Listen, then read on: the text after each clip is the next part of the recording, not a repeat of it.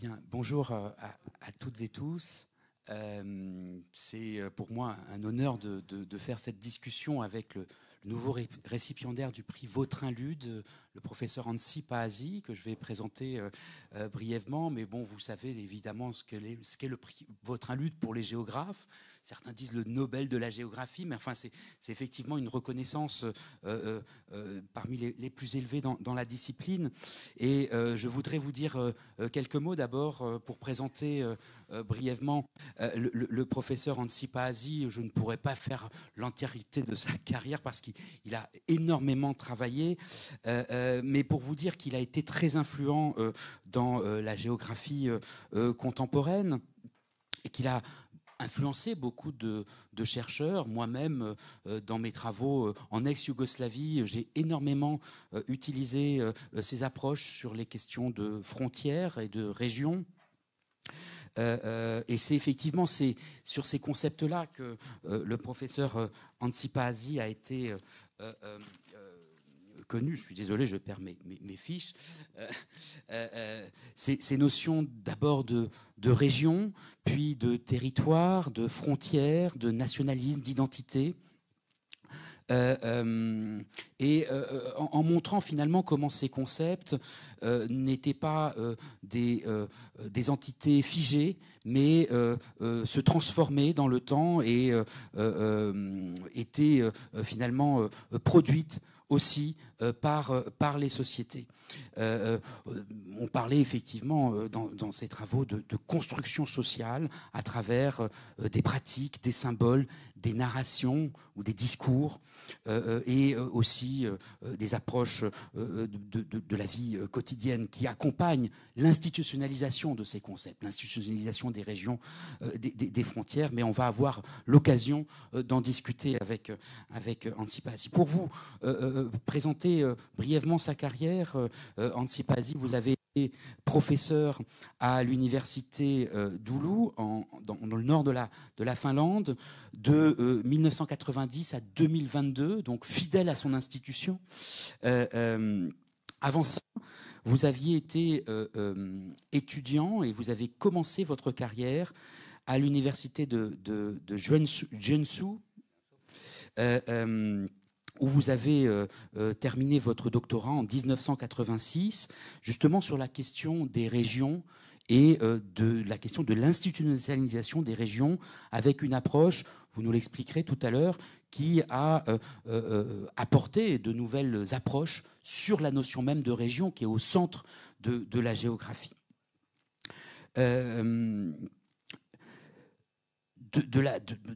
Dès le départ, votre approche était porter une attention particulière à la dimension sociale des régions et à la place de la notion de conscience collective dont on reparlera tout à l'heure.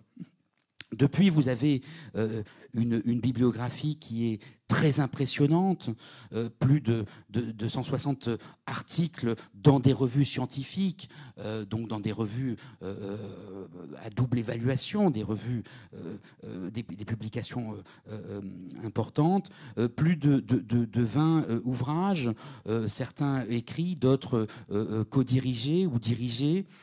Parmi ces publications, j'en citerai une qui a particulièrement marqué votre carrière et la géographie, en anglais, Territories, Boundaries and Consciousness, the Changing Geographies of the Finnish-Russian Boundary, qui a été publié en 1995.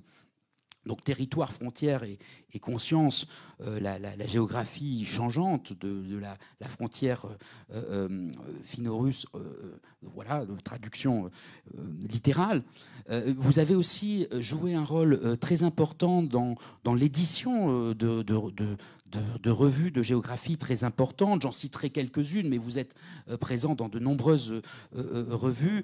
Progress in Human Geography, où vous avez été co-éditeur de la revue, mais aussi dans des comités éditoriaux comme de la revue Geopolitics, Dialogue in Human Geography, GeoJournal, Environment and Planning A, etc.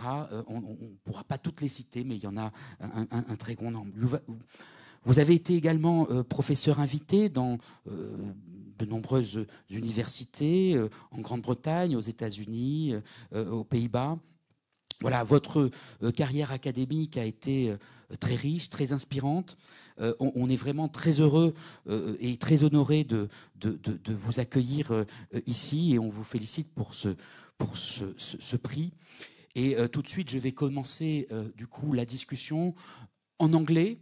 Et je remercie Mathias Kovacs, mon collègue, qui va opérer cette traduction vers le français. So I switch in English and we begin the discussion.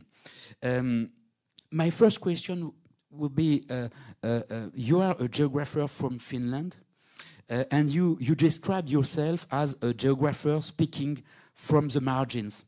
So what do you mean when you say I'm a geographer from the margins? Yes, I mean... Just a moment for the translation. Okay. La question, c'était, il se définit, il est un chercheur finlandais et un peu un chercheur aux marges, dans les marges. Et la question, comment il se définit lui-même, chercheur finlandais qui travaille sur les marges. Yes, I think that I'm from triple periphery. So that first I'm from a marginal linguistic area, Finnish language, which is not connected to any other in that sense. I'm from peripheral university in Finland, at first in Joensuu, which was quite peripheral, or more peripheral than Oulu, where I moved next, but it's still peripheral. And there's a kind of feeling that there are many layers in this peripherality I have. And alors, il y a une sorte de... il y a 3 périphéries qu'il décrit. Donc, premièrement, qu'il a travaillé dans une université à la périphérie. Donc, voilà, pour commencer. Yes, and but I remember always, or keep in my mind, a comment from Anne Batimer, who visited our university in Joensuu once and said that interesting things happen in periphery. So that was a motivational comment, and I think that it might be the case also. When we think, for example, border studies in Finland, it has been very visible in all Finnish universities, or most of them, especially those in periphery. So that's an exciting feature. C'était juste ce que j'ai compris. Je connais pas les personnes qu'il a citées. Anne Butimer. Ok, Anne Dutimer qui est venue en visite et donc elle a dit c'est intéressant de travailler à la périphérie, sur les périphéries, c'est quelque chose de très stimulant en même temps.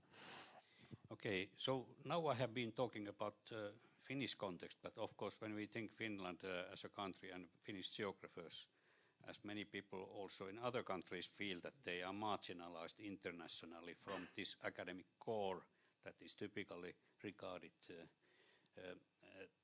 as Anglophone world, which is the core, and the others are all peripheries. And this has been a big pressure also for many scholars around the world outside of this core. Donc Finlande est considérée comme dans la recherche, surtout dans le monde anglophone, donc souvent, et pour les Anglais, oui, d'autres disons mondes de recherche sont aussi à la périphérie donc ça c'est aussi une troisième dimension où on est à l'intérieur de cette recherche anglophone aussi.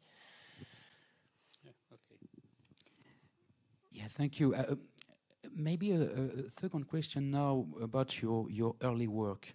You begin your career with a thesis on the institutionalization of regions.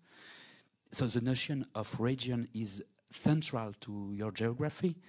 Could you remind us of the context in which you wrote this thesis and the main ideas you were defending at that time? Donc la question, c'était au début de sa carrière, il a travaillé sur institutionnalisation pardon, des régions. Et donc le terme de la région est central dans son travail. Et donc question porte comment il explique ce terme, cette notion de région dans son travail au départ. Actually, there are many contexts.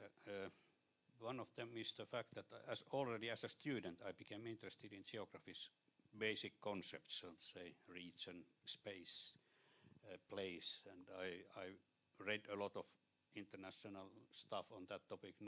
There was not much in Finnish at that time.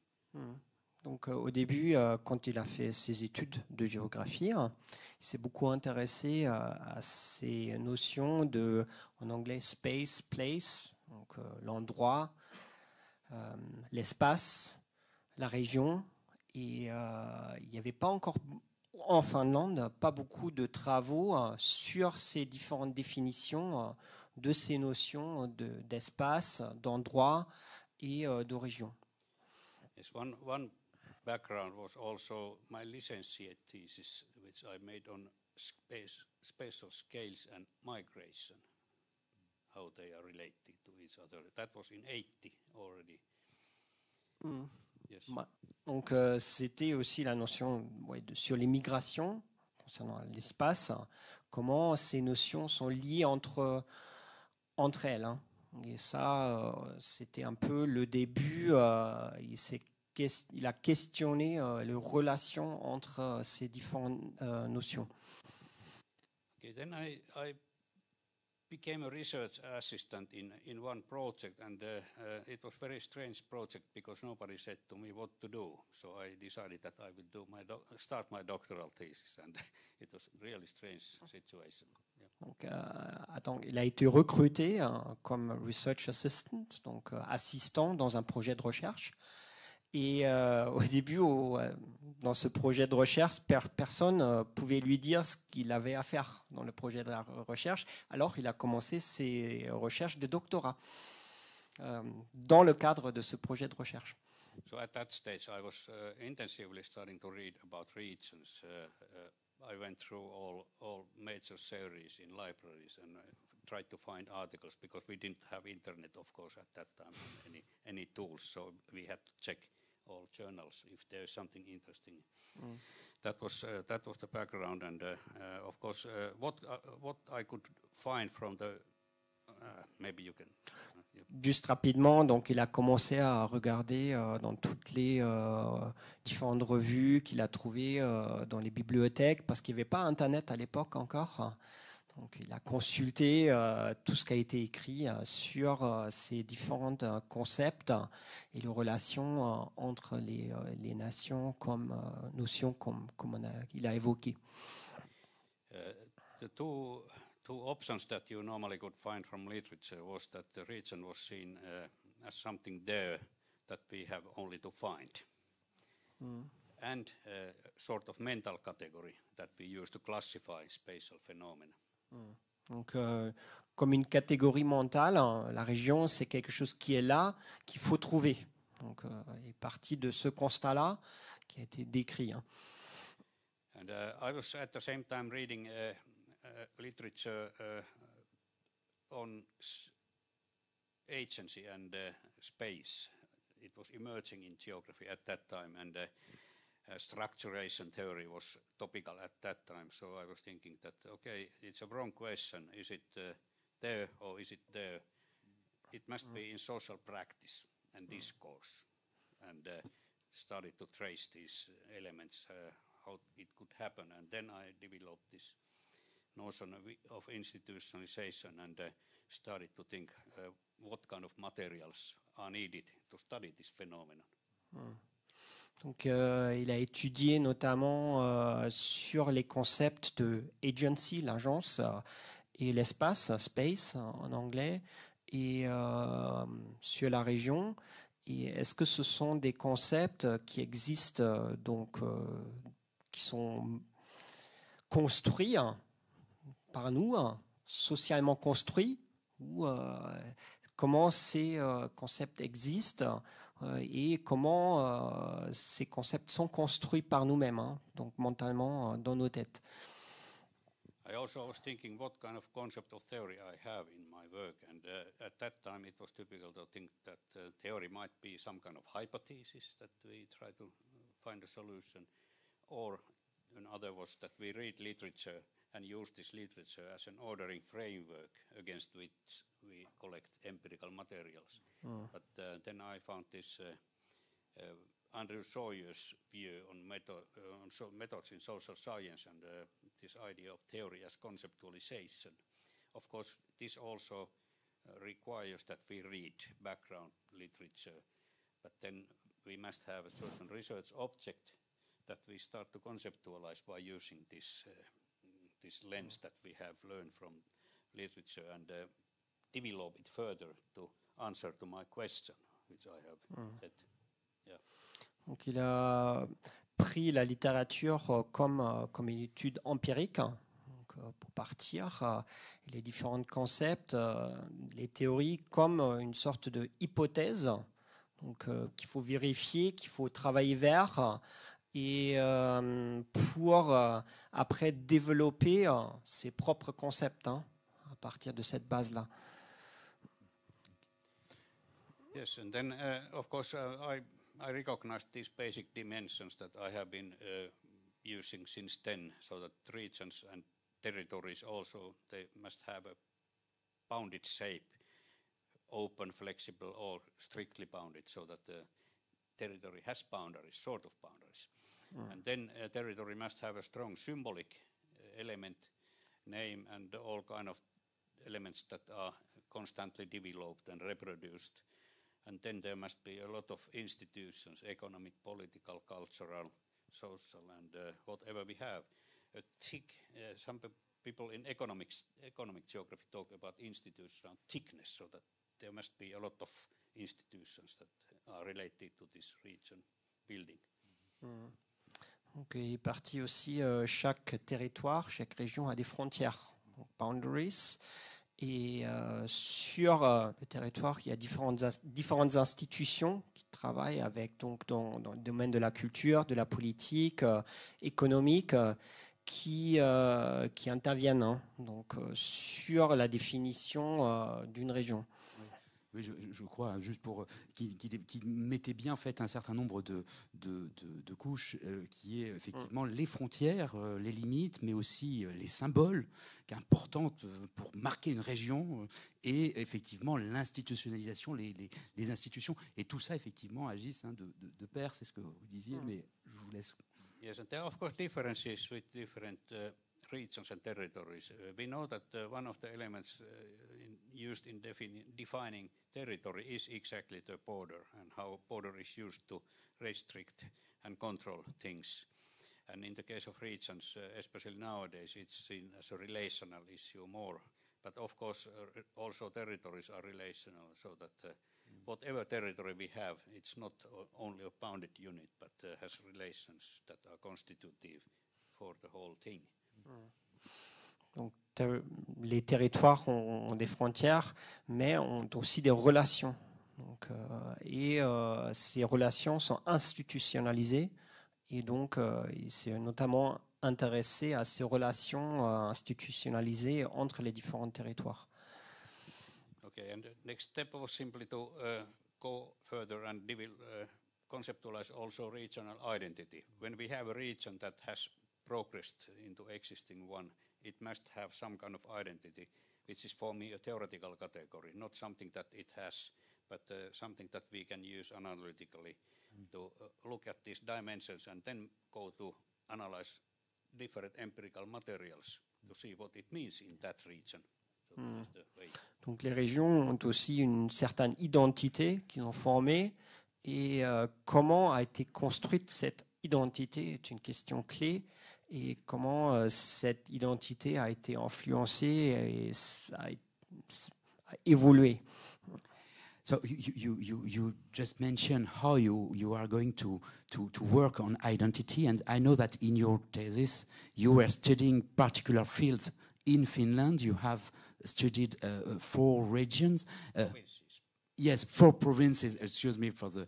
And how did you work with this notion of identity region practically in your thesis? Yes, Donc la question était, il a pris 4 régions comme exemple, et comment en fait cette identité des 4 régions a été forgée, a été formée, et d'une manière pratique. Yeah, I at first made a basic division between regional identity of the region and regional identity of the people living in the region, and started to go on with this further conceptualization. When we go on this to the side of people, we have this.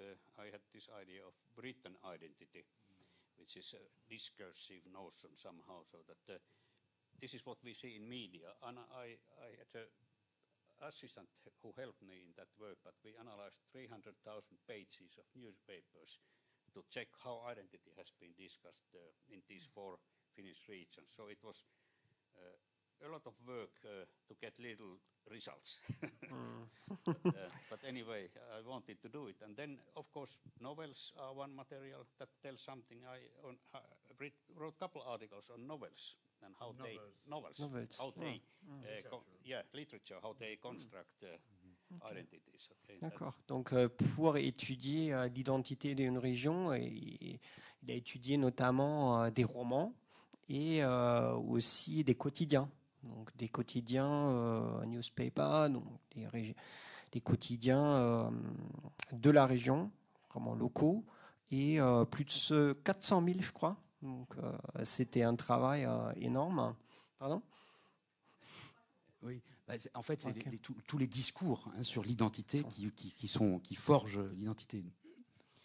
Okay, then we have another side that we can analyze from identity. For example, geographers have been doing forever regional divisions, you know, and put them on the map, and many times given characteristics, what is this region and why it is what it is, and what is this second, and so on. So I analyzed also those regional divisions that geographers, ethnologists, and many others have done in Finland, and how they define the essence of this region in question. So I tried to make a thick description in that sense. Then I had a material 2,600 survey questions that I sent to people. I got some 70% maybe back of this material, and this was directed to these people living in these regions, and I had a lot of questions that not asked what is your identity, but behind, in a way, not saying what I'm doing, but in a way attempting to get them to answer what I had in my mind. Yes. Et en plus de l'étude des quotidiens, des romans, il a envoyé un questionnaire à plus de 2000 personnes dans la région. Bon, c'était pas encore à l'époque de l'Internet, donc il a eu un retour juste de 70-80 personnes qui ont répondu où il y avait plusieurs milliers de questions. Il y avait how many questions? How many people or questions? I don't remember. It was maybe 6 pages long, quite thick form that I used there. Yeah. Alors c'était un questionnaire de 6 pages environ. Oui. Avec aussi une étude sur les géographes et la manière dont ils cartographiaient les régions. Donc il y avait plusieurs niveaux d'analyse, les discours, les discours scientifiques et les questionnaires, donc la région par le bas. Okay, so and I also had some questions where I gave a statement and people had to react if they agree. And because at that time I believed that you need to have a quantitative method in your doctoral thesis. So I made a factor analysis of these questions, and it gave me 1 more page in the thesis. Donc c'était une analyse quantitative pour sa thèse de doctorat, parce qu'à l'époque il a pensé qu'il faut avoir des données quantitatives dans la thèse, et donc il a fait une analyse par les différents facteurs de ce questionnaire quantitatif, donc de grande envergure. So you mean that in your PhD you brought a lot of social factors, but you needed also to have this quantitative part of your PhD to be recognized as a geographer. That's it. Yeah, I think that was norm at that time. So that there was an expectation that there should be some example of your skills in that sector. So I think that nobody has recognized this part of the thesis, but it's there anyway. Donc, même si c'était un travail sur l'identité, sur les régions, donc vraiment sur la dimension sociale, il était persuadé qu'il faut avoir aussi des données quantitatives. I would like to ask you a question now about your work on borders, because you have been famous on this field, and I don't know how it's relied to your perception, to your conception of region. You talked about the way region is constantly becoming something else, yes, with discursive narratives, perspectives. Is it something you use also in your book?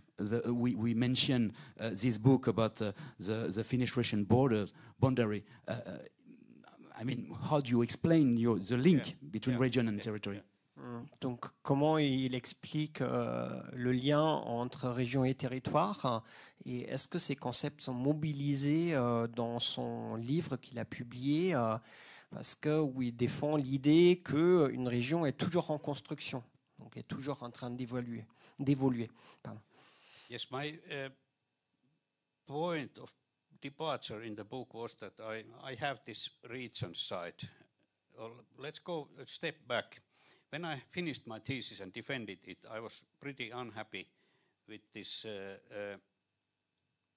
distance to these people that I had approached with questionnaire.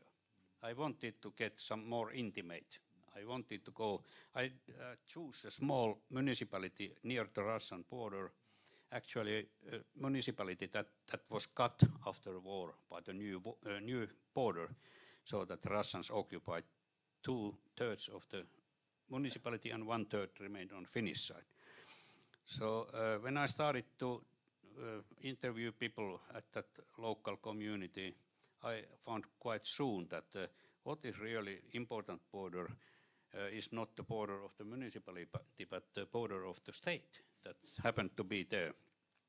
So that was the background for becoming interested in state borders and developing this institutionalization idea on 3 levels, so that I had this province level, at first municipal level, and province level, Northern Karelia, and then the whole Finnish state came into play. So I wanted to go through the process in these 3 cases.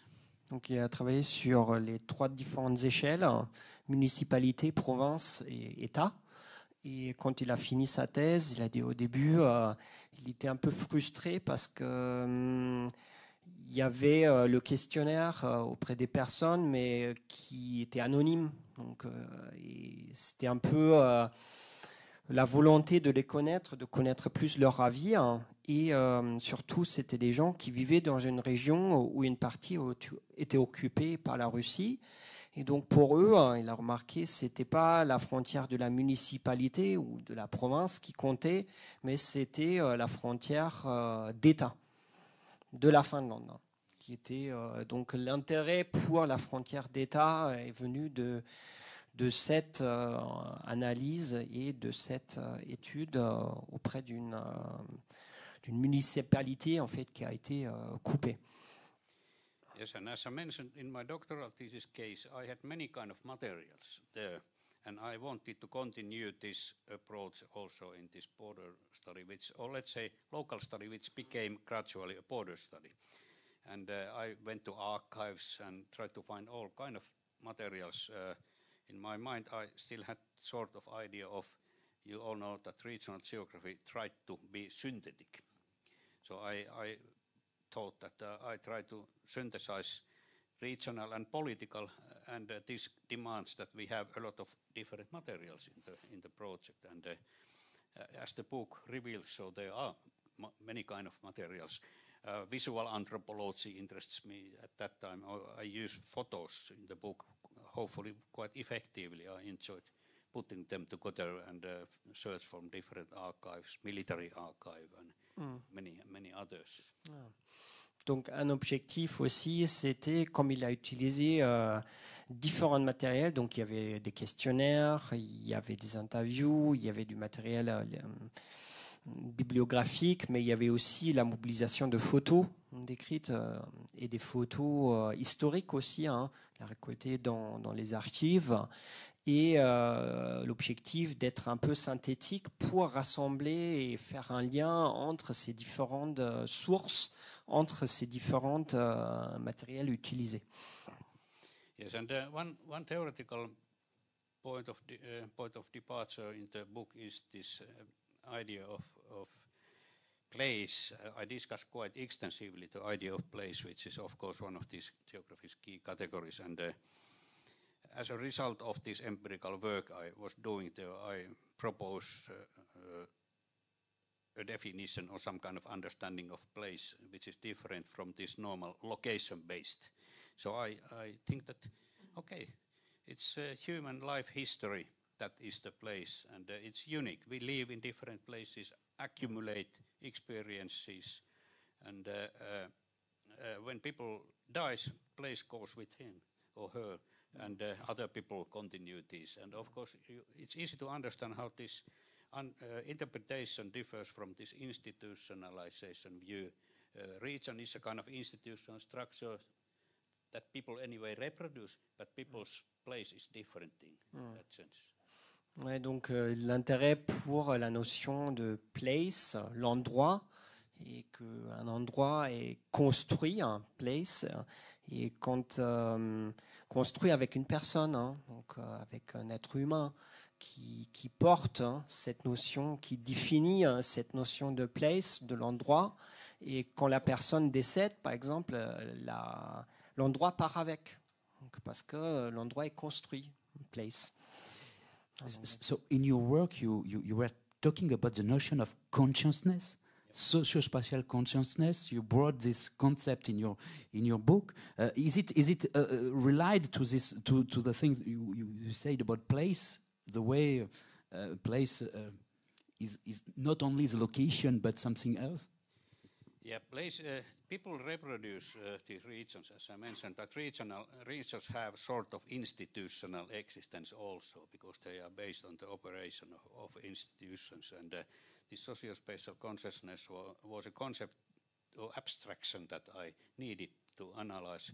Little bit like many French sociologists have been talking about, like Durkheim, of this collective conscience, and in the same idea. And also, I was also interested in sociology of knowledge, which gives also tools for understanding, for example, generations and their roles in reproducing regional units. Socio-spatial consciousness, of course, refers to spatial entities that develop historically or institutionalize. They develop sort of structures of expectations, as I talk in the book, so that we have an idea that region is something, and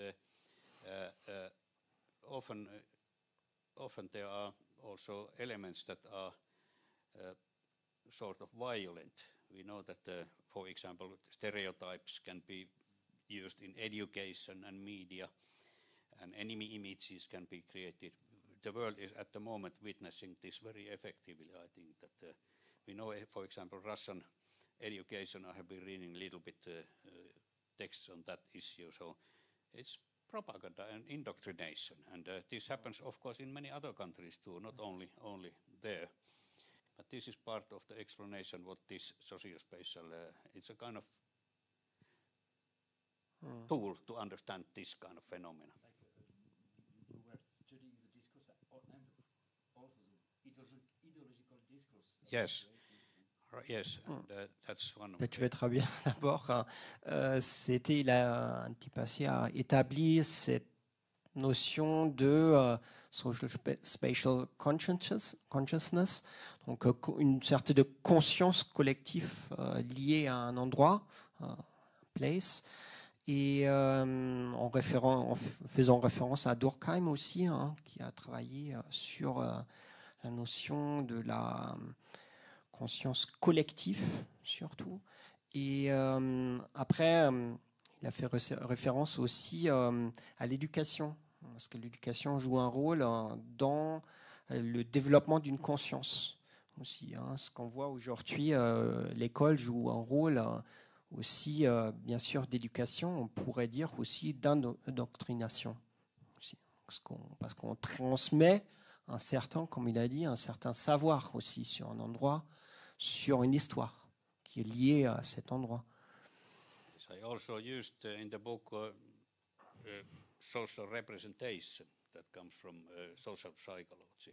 It's the one that relates to human individuals and their thinking.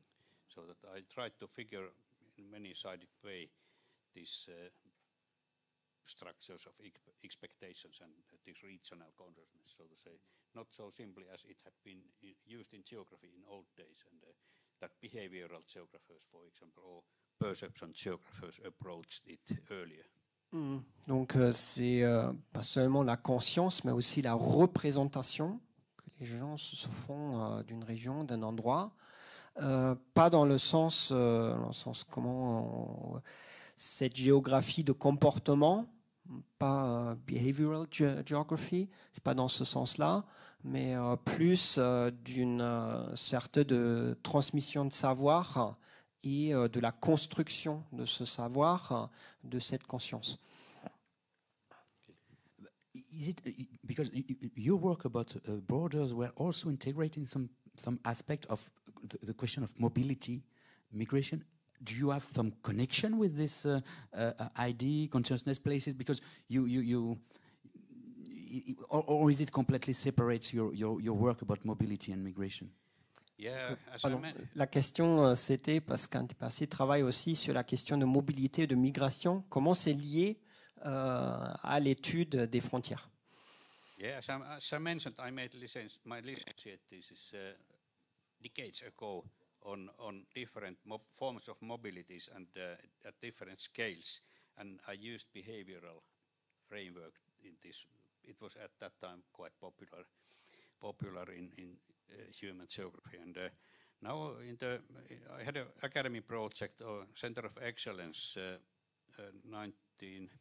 2013-19, so 6 years project, and we had different sub-projects there, and one element was this contemporary spatiality and its changes, and of course everybody knows today that this mobility is a central element there, and we have new forms of migration nowadays, and we made one book in the project that was related to ethical and moral questions of migration, and we have these different discourses. Some people talk about borderless world. It was in the 90s a slogan developed by economists, but of course we know that when we go to more radical direction, we have open borders and even no borders, and many of these no borders people say that no state also, so that they are anarchist-minded people who want to abandon everything. But these are again tools to make visible certain problems, and of course to give some tools to respond to these problems. Donc, ils avaient un grand projet de recherche de 2013 à 2019, un Center of Excellence, à l'intérieur avec différents programmes où ils ont notamment étudié la question de la mobilité, mais d'un point de vue éthique et moral. Donc la mobilité morale, éthique. Et il y avait, ils ont fait référence aussi à des géographes dans les années 80 qui ont défendu un monde sans frontières, et donc comment ces frontières ont été construites ou abandonnées, et pour qui ça existe, ces différentes frontières aussi. Hein. Et donc il y avait différents volets à l'intérieur de ce projet qui ont surtout porter sur la question morale, éthique, mais aussi sur la question des comportements à l'intérieur de la mobilité. Yes, and nowadays I think that Europe has witnessed a new layer in this mobility issue. I mean this instrumentalized migration exercise, especially by Russia. We have seen it in many borders that they bring people to the border and push them across the border, and this has been one of these major issues during the last 5 years, I would say. We also in Finland have faced this, and of course many other countries have seen it in a more serious way. Un défi et une question de recherche à porter notamment sur l'instrumentalisation de la migration, par exemple utilisée par la Russie, qui a apporté des migrants de l'autre côté de la frontière. Et les migrants ont été donc, côté l'Union européenne, qui ont été du coup utilisés comme un instrument, instrument politique. Yes, you also asked about this border issue. So border itself is a topic that I have been discussing quite a lot originally, and even still I think that border is one part of this institutionalization of whatever territory we have. So it is needed when we have a territory, and it's the task of the researcher to conceptualize this topic actually in relation to the research team that he or she is doing, analyzing, and there are many kind of borders from this angle. It's not just a line somewhere. It can be whatever, actually, as we have seen in many. It's mobile, as Anne-Laure has said, and it's an institution, it's symbol, and it has all kind of functions, and they may come into play in these cases. D'abord, juste me corriger, bien sûr, des migrants n'ont été pas apportés, mais été poussés de traverser la frontière, donc comme un instrument politique. Et donc là, ils viennent de dire, la frontière n'est pas juste une ligne, donc une frontière peut avoir différentes fonctions, donc des fonctions politiques, des fonctions sociales, donc, et peut être même mobile, frontière peut être mobile aussi. Donc ça, c'était des questions qu'ils ont notamment étudiées. Okay, just I think we are going to have a global question about because you also worked about, and it's related to all the things you already said, but you worked about the question of identity and national identity, and of course, it's a huge topic nowadays. But at your time, maybe it was more a question. So, what was your work on this issue? Is it it's always related to borders, territories, places? Yes, I developed in the book. Of course, it was one of the starting points. But I had already published a couple of monographs at the beginning of 80s on these issues, so where I talked about these preliminary observations in the context of territory and borders, so and forms of identity in different cases, and the identity of these provinces was one topic that I was doing on. Then I have been analyzing municipality mergers with my colleague, and this issue of identity is very dramatic many times in this question, so that people are not always willing to become part of something else, and they want to keep their own identity. And of course, national identity, I have published few papers in the course of years on this topic, and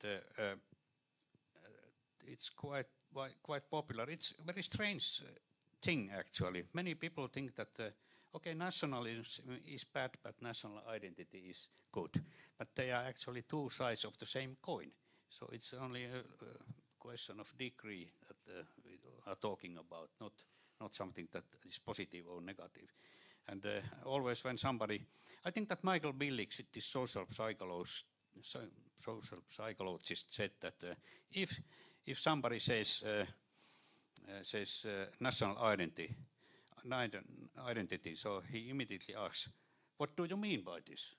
Because people use this because they think that it's positive thing. It's nice word, like chocolate. It tastes nice, but of course we have to be, as researchers, we have to be much more careful what we talk about and how we define it.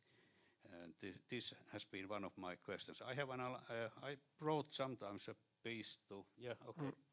La question portait sur la question de l'identité nationale et comment c'est lié à son travail. Donc, il a déjà publié dans les années 80 plusieurs ouvrages sur la question de la nationalité, l'identité nationale, comment cette identité est construite. Et donc, il peut y arriver, par exemple, des populations qui affichent une certaine identité, mais qui ne souhaitent pas faire partie d'une identité nationale ou d'une autre identité.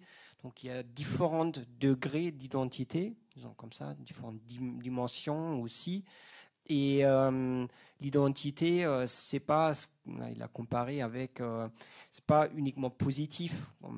Ouais, on pense du chocolat, c'est bien, c'est bon, mais en tant que chercheur, faut questionner donc cette identité nationale. Ça peut avoir des aspects négatifs, positifs et différentes façons de l'étudier. Okay, I think that I was going to tell about these few papers. I had one paper in GeoJournal where I traced Finnish national identity building as part of the building of the nation and state, actually. So in the Finnish case, these come together and are not separate things. And then I think that the most exciting paper from the last decade or so was piece in political geography that I wrote on independence, because I found out that independence seems to be a neglected category in political geography, even if it's very, very important celebrated idea.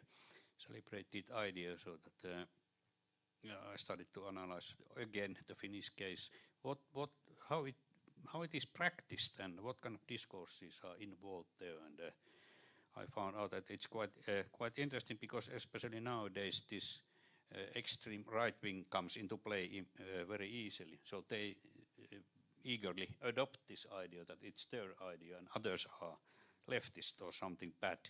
And we cannot do it in this way. We have to analyze, check what it means in different factions in a way, and how it's constituted in discourses and what kind of practices are important. And again, a reminder, as I have said many times, national identity, regional identity, they are abstractions, academic concepts. They are not something that we can simply pick somewhere. Donc, identité régionale, identité nationale sont des concepts construits, donc on ne peut pas juste les prendre. Donc, c'est des constructions académiques. Et il a publié notamment 2 papiers dans GeoJournal et un autre dans Political Geography. Et Political Geography, l'article était notamment sur la question de l'indépendance, un concept qui est souvent mobilisé par des populations locales. On souhaite indépendant, et comment donc il y a aussi cette indépendance est construite. Yes, and one dimension could also be added here. I think that I mentioned it in one of my articles on regions, that regions are not only social constructs, they often are also social contracts.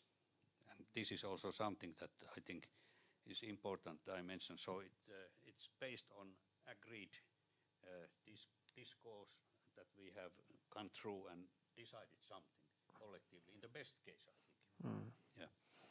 Donc l'identité régionale, c'est quelque chose qui est construit, mais qui peut aussi empêcher de voir quelque chose d'autre. Donc c'est une construction, mais c'est une sorte aussi construct, moi je dirais comme empêchement aussi. Hein. Contrat. Ah. Ok, c'est un contrat. Oui, construction sociale et contrat social. la double face de la région.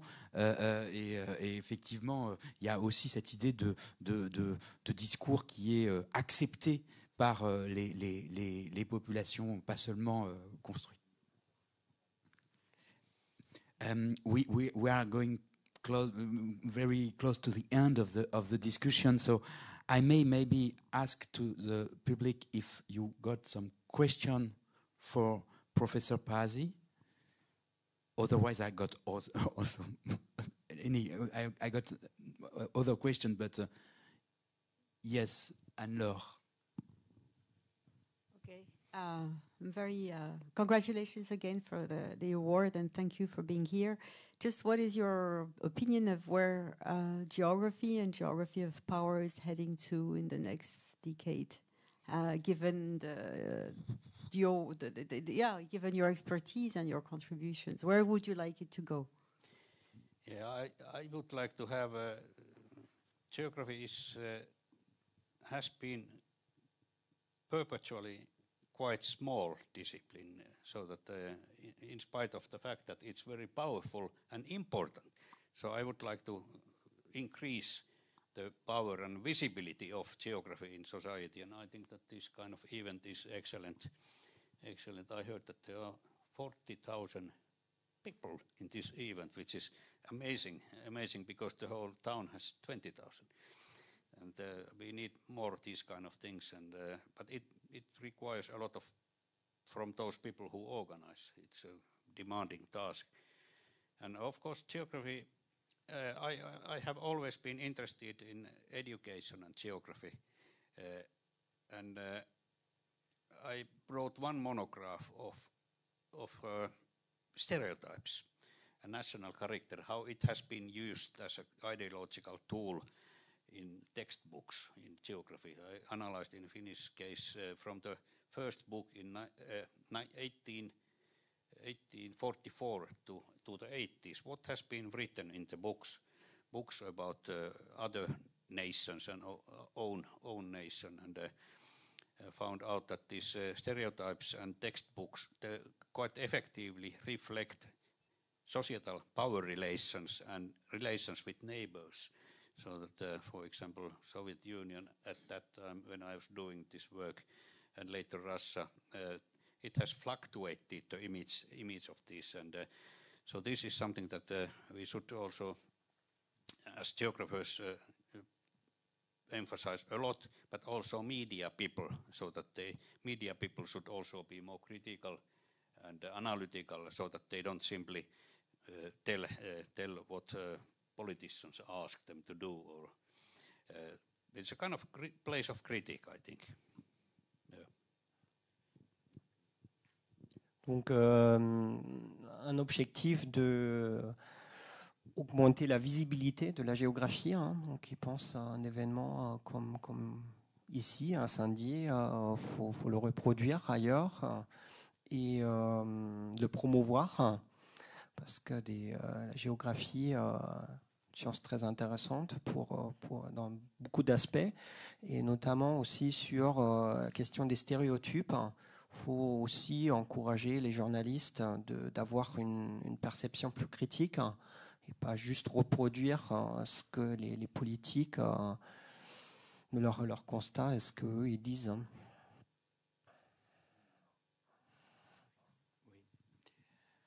Bien, I'm sorry, but we have to conclude this discussion. Thank you very much, Antti Pazzi, for this talk. It was very rich, very dense. Thank you, and congratulations for your prize. On va devoir terminer cet entretien. Donc, malheureusement, effectivement, c'est toujours très frustrant parce que résumer une pensée en quelques mots, c'est toujours très, très court. Mais j'ai donc remercié le professeur Antti Pazzi et encore une fois, congratulations, félicitations pour ce prix. Merci à tous. Thank you very much. Merci beaucoup.